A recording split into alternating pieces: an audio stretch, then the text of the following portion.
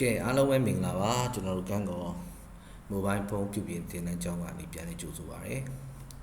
အခုဒီနေ့ကျွန်တော်တို့ sharing လုပ်ပေးချင်တာကတော့အခု service သမားတွေပေါ့နော်ကျွန်တော် software service သမားတွေဒီ AI နဲ့ပတ်သက်တဲ့အပိုင်းလေးတွေမှာservice ဘိုင်းမှာဘယ်လိုအသုံးချမလဲဆိုတာဖြစ်ပါတယ်အဲ့တော့အရင်ဆုံးကျွန်တော်တို့ Xiaomi ရဲ့ AI တစ်ခုနဲ့မိတ်ဆက်ပေးပါမယ်သူ့ရဲ့ AI ကပါဆို Mimo လို့ခေါ်တယ်ပေါ့နော်အဲ့တော့ဒီကောင်ကဘာတွေလုပ်လို့ရလဲဆိုရင်တော့ဒီကောင်ရဲ့ interface က web interface ရှိတယ်နောက်တစ်ခါ app တွေရှိတယ်ကျွန်တော်က CLI version ဆိုပြီးရှိတယ်အဲ့ထက်မှာဒီနေ့ free ပေါ့နော် free ရတဲ့ဒီ version လေးတစ်ခုနဲ့မိတ်ဆက်ပေးမယ်အဲ့ဒီကောင်ကဘာလဲဆိုတော့ကျွန်တော်တို့ကဒီ Xiaomi Mimo ပေါ့နော် Mimo ရဲ့ CLI ဟို EXE ပြောင်းထားတဲ့ကောင်လေးကိုကျွန်တော်တို့အရင်ဆုံးသွားပြီး download လုပ်ကြမယ်ပေါ့နော်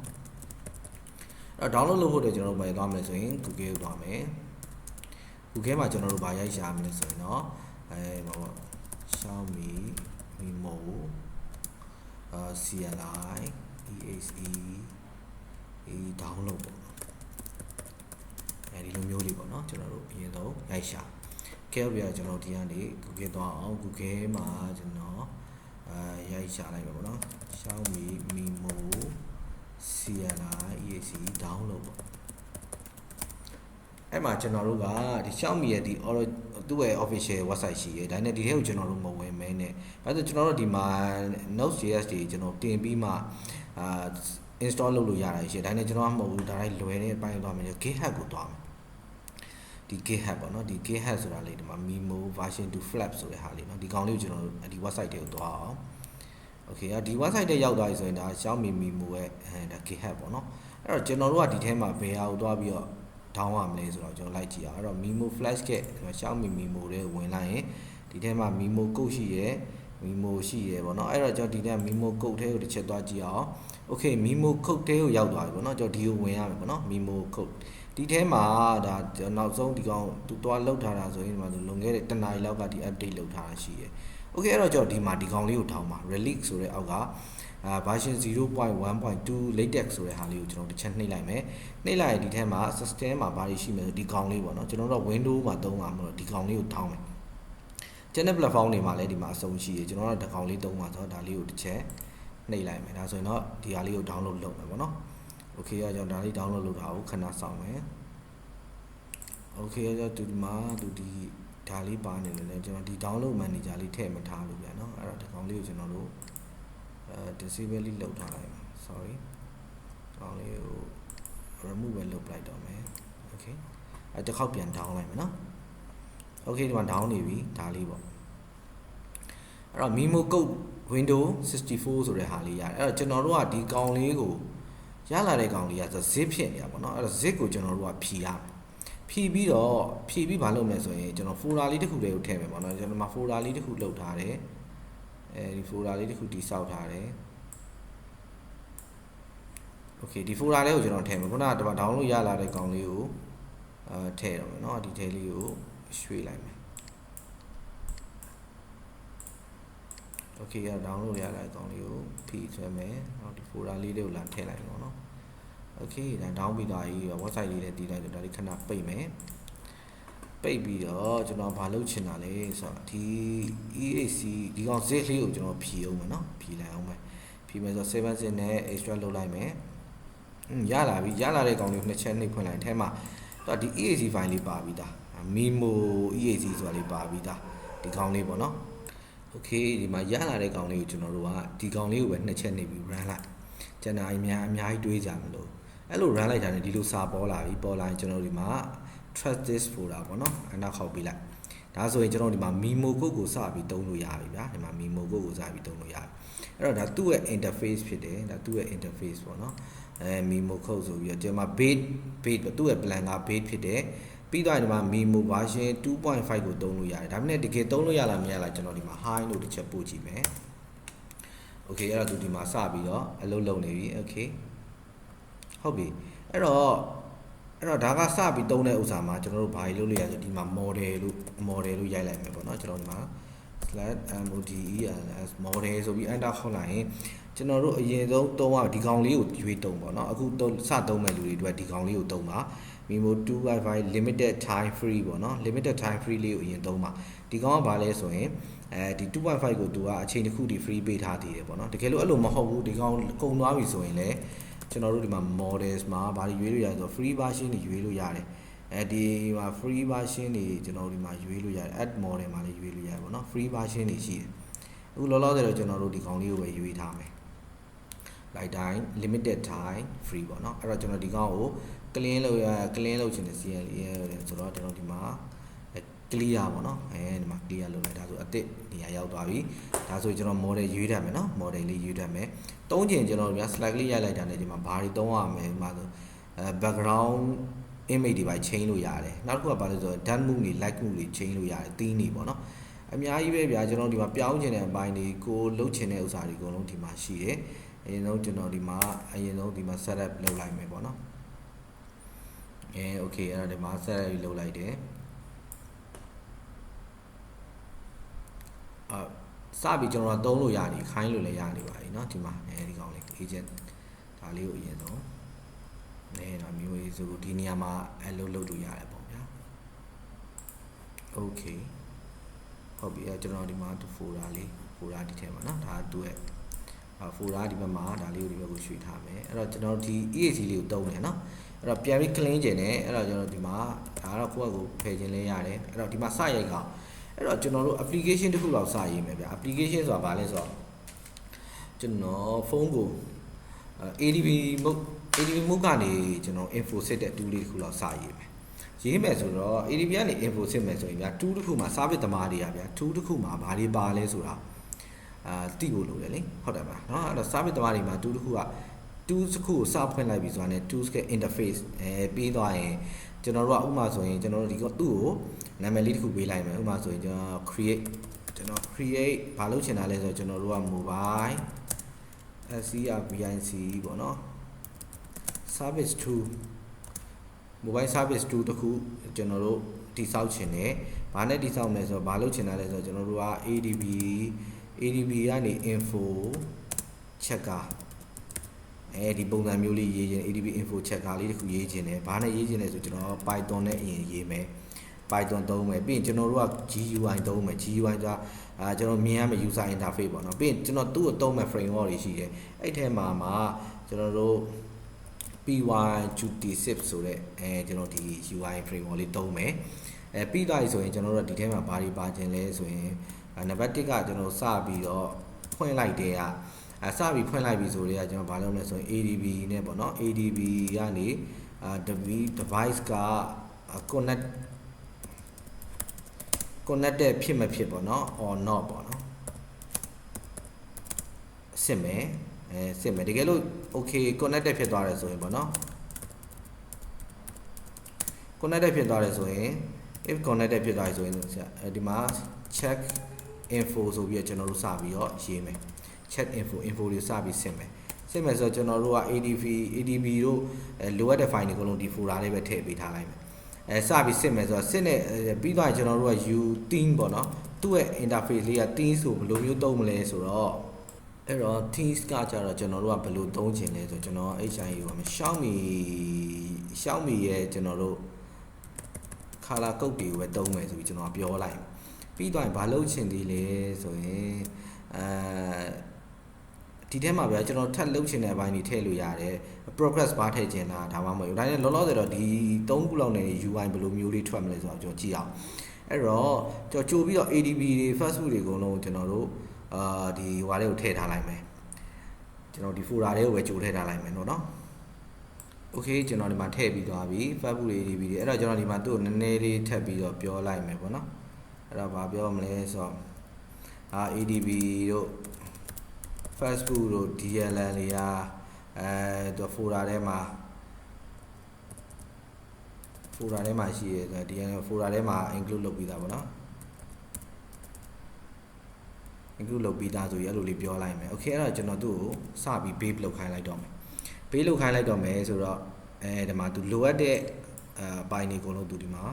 စပြီးရေးနေပြီ okay ဒါကတော့ကျွန်တော်လွယ်လွယ်ကူကူလေးကနေစပြတာဗျလွယ်လွယ်ကူကူလေးနဲ့နောက်ပိုင်းကျရင်တော့ tools UI တွေကိုကိုယ်တိုင်တိစောက်ပြီးဆွဲကြည့်မယ်ဆွဲပြီးတော့မှ အဲ့ဒီကောင်ကျွန်တော် list ပြန်ထုတ်မယ်ထုတ်ပြီးရဲ့ list ကိုမှဒီမှာပြန်ရေးခိုင်းမယ်ပေါ့နော်အဲ့လိုလုပ်ကြည့်ပါ okay အခုလိုရှိရပါတော့ဒါတွေလုပ်တဲ့ချိန်ကျရင်တော့ဟိုကွန်ပျူတာမှာ Python တော့တင်ထားပါတော့ Python တော့ install လုပ်ထားရမယ်။ဘာကြောင့်လဲဆိုတော့ကျွန်တော်တို့ထုတ်လိုက်တဲ့ file တွေကို run လုပ်အတွက်ကြာရင် Python ရှိမှရမှာပေါ့နော်။အဲ့တော့သူဒီမှာ folder လေးတစ်ခုတည်ဆောက်နေပြီဒီမှာ folder လေး okay အဲ့တော့ folder လေးတည်ဆောက်နေဆိုတော့ folder တဲမှာပဲအလုပ်လုပ်မယ်ထင်တယ်အဲ့တော့ဒါတွေအကုန်လုံးကိုဒီကောင်လေးတွေအကုန်လုံးကျွန်တော် folder လေးပဲထည့်ပေးလိုက်မယ်။ထည့်ပေးလိုက်မယ်။အဲ့သူဒီထဲမှာဒီ folder ထဲမှာသူ file တွေတည်ဆောက်မှာပေါ့နော်အခုစပြီးတော့ Python နဲ့ပတ်သက်တဲ့ application run file တွေသူရေးနေပြီ main.py နဲ့ကျွန်တော်ဒီ Python တွေ run ဖို့အတွက်ကိုတော့ကိုယ်ကွန်ပျူတာမှာကျွန်တော်တို့ Python တင်ထားမယ်နော်ခုနပြောသလိုကျွန်တော်ရှိမှရှိပြီးသားဖြစ်တဲ့အတွက်ကြောင့်လို့ကျွန်တော် time run ပြတဲ့အချိန်ကျရင် run တဲ့ချိန်ကျရင် error တက်တာတော့ဘာလို့မရမှာဆိုလို့ပြီးတော့သူက run.bat file လေးပါထည့်ပေးထားတယ် run.bat file ကိုဘာကြောင့်ထည့်ပေးတာလဲဆိုတော့ကျွန်တော်တို့ဒီမှာ Python ဒီတိုင်းမ run လို့အဆင်မပြေဘူးဆိုအဲ့ bat file လေးကိုနှစ်ချက်နှိပ်ပြီး run ခိုင်းလိုက် run နေပေါ့နော်အဲ့သဘောမျိုးပေါ့ okay တော့ तू ကဒီမှာတခါလဲစစ်ပြီးတော့လုပ်နေပြီအဲ့တော့ဒီမှာဘယ်အပိုင်းတွေပါလဲဆိုတော့ဗျာဒီမှာ requirement.text ဆိုတာပါတယ်အဲ့ requirement.text ထဲမှာဘာတွေပါလဲကျွန်တော်ကြည့်လိုက်ရင်ဒီမှာဒီကောင်ကို install လုပ်မယ်ပေါ့နော်အဲ့တော့ကျွန်တော်တို့ကွန်ပျူတာမှာမရှိသေးဘူးဆိုရင်သူ့ကိုအရင်ဆုံး install လုပ်ကြတယ်ဘယ်လိုလုပ်လဲဆိုတော့ဒီထဲမှာကျွန်တော်တို့ terminal လေးCMD ဖွင့်လိုက်ပေါ့နော်ပြီးသွားရင်ကျွန်တော် pip3 install ပေါ့ပြီးရင်ကျွန်တော် my နဲ့ r ပြီးရင် requirement တော့ဆို re requirement.text ဆိုဒီလိုမျိုးလေးတစ်ခါလောက်ရိုက်ပေးလိုက်ရင်ကျွန်တော်တို့ဒီထဲမှာရှိတဲ့လိုအပ်တဲ့ library သူတွင်းသွားမှာကဲဒါဆိုရပြီဆိုရင်ဒီမှာလည်းအကုန်လုံးပြီးသွားပြီဆိုကျွန်တော်ဒီမှာဘာလို့လဲဆို main.py လေးကို run ဖို့အတွက်ဒီ run.bat လေးကိုတစ်ချက်နှိပ်ပြီး run လိုက်သူဒီမှာ error လေးတွေတက်လာတယ်ဒီ error လေးတွေဘာလဲဆိုရင်ဒီမှာဒီကောင်တွေအတွက် define မလုပ်တာသေးဘူးဆိုရင်ကျွန်တော်ဒီ code တွေကို copy ကူးလိုက်မယ်နော်ဒါ error တက်လာရင်ရှင်းဖို့ပြီးသွားရင်ကျွန်တော်ဒီမှာလာပြီးတော့ပြန်ပြီး paste လုပ်ပြီး enter ခောက်ပေးလိုက်ဒီ error တွေအကုန်လုံးသူ့ကိုပြန်ပြီးတော့ရှင်းခိုင်းတဲ့သဘောပဲ okay အဲ့တော့သူဒီမှာပြန်ပြီးတော့ရှင်းနေပြီ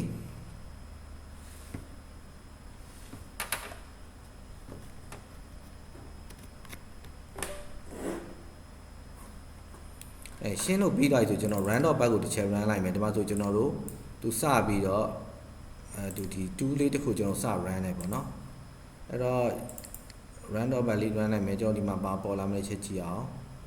okay exiting code application exiting code ပြောနေတယ်ဒီမှာ indicator တွေဒီလို error လေးတက်နေတယ်ဒီ error လေးကျွန်တော် copy ကူးပြီးတော့တစ်ခေါက်ပြန်ပြီးတော့ပို့လိုက်အောင်နော် okay ဒါတော့ဒီလို error လေးတွေတွေ့လာရင်ရှင်းဖို့ပေါ့နော်ရှင်းနေရတာပါပဲအရင်ကြီးလည်းမဟုတ်သူတို့ပဲပြန်ပြီးတော့ပြန်ဖတ်ခိုင်းလိုက်မယ်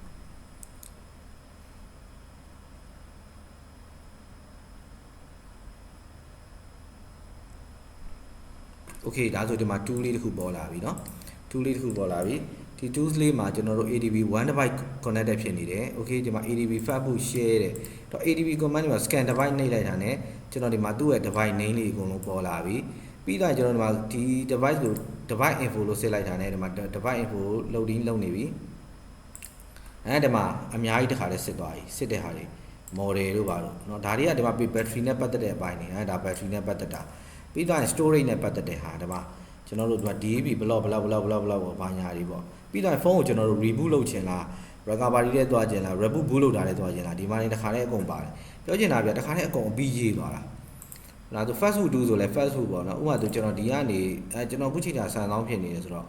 Facebook မှာဆိုလဲဒီမှာ Facebook ကနေဒီမှာတွားလို့ရတဲ့ဟာတွေအကုန်လုံးတစ်ခါထည့်ပြီးပြီး Facebook က flat တာတွေပါပါတယ်နော်ပြီးဒီမှာ Facebook OEM command တွေလည်းပါတယ်အရင်မိုက်တယ်တစ်ခါလဲအကုန်ထည့်တာကျွန်တော်တို့မပါတဲ့မခိုင်းတဲ့ဟာတွေတောင်ထည့်တာတယ်ဒီမှာသူ share command ဗျာ share command ဆိုရင်ကျွန်တော်တို့ကဒီမှာပါလဲဆိုတော့ pn list list pn list package package -3 ပေါ့နော်ဒါလေးကိုကျွန်တော်တို့သူ့ကို run ခိုင်းလိုက်ဒါမှ run ခိုင်းလိုက်ပြီဆိုတော့ဒီမှာကျွန်တော်တို့ share command တစ်ခုရိုက်ထားတယ်ဒီမှာပေါ်လာဒါ list package ဆိုလဲဒီမှာရှိပြီးသားဗျာ disk view ဆိုလဲဒီမှာကျွန်တော်တို့ဒီမှာ partition တွေအကုန်လုံးဒီမှာကြည့်လို့ရတယ် CPU info တွေကြည့်မယ်ဒါဆို CPU နဲ့ပတ်သက်တဲ့ info တွေပြီးတော့ battery နဲ့ပတ်သက်တာတွေနောက် wifi နဲ့ပတ်သက်တာတွေဒါဆို wifi နဲ့ချိန်ထားရင် wifi device တွေပြီးတော့ screen တွေ install လုပ်ထားတဲ့ application တွေ list ဒါဆိုဒီထဲမှာကျွန်တော်တို့ဒီမှာ application တွေဖယ်ခြင်းလဲဆိုရင်ဒီကောင်လေးနှိပ်ပြီးတော့uninstall လုပ်လိုက်ရုံပဲဗျာဥပမာဆိုဒီကောင်ကိုကျွန်တော်တို့က now VPN ကို uninstall လုပ်ခြင်းလဲဆိုရင်